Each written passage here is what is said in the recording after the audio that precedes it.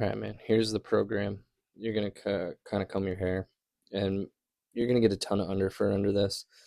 Then I usually kind of scissor it with my fingers. Not that kind of scissor, but you know what I'm saying. Give it a cut. Once it's trimmed, then we start the cleaning process. And what you'll see from the cleaning process is that if you thought that there was a lot of underfur with deer, this is 10 times worse. So wait till you see my comb right here. It's pretty filthy, and I actually clean a lot more off camera. Make sure you get a nice flush trim on this. It's kind of a pain in the ass to cut because it wants to wiggle a little bit. Very, very limp material. Tie it in kind of like bucktail. Um, Lay it on the hook, a couple of loose wraps. Once you get those loose wraps in, then you can kind of manipulate the craft fur. I just use my thumbnail or, kind of the point of my thumb or my forefinger and just kind of move it around the shank of the hook, sort of toward the eye. You just want maximum coverage all the way around so that like you're not having any blind spots or gaps.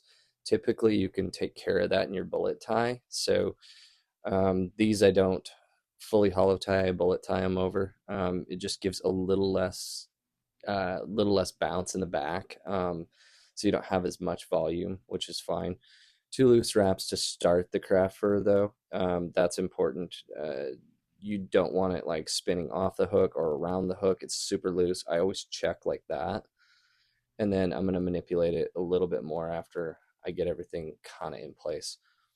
The one key thing to remember with this, and this is a little sloppy on my end, but is after I do the flash on this unholy, what I'm going to do is I'm obviously going to tie the flash in, right? I'll get it tapered the way that I want to before I even tie in.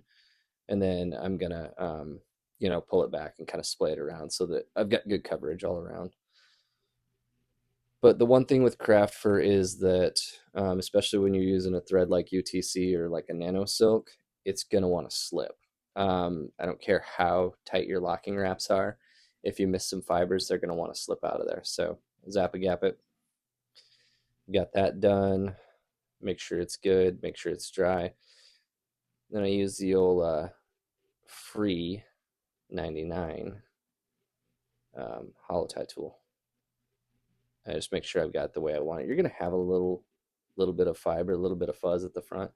Doesn't really matter. Two loose wraps, and you can see I can start to pinch my fingers, and I start to cinch down on that bobbin. I'm going real slow here.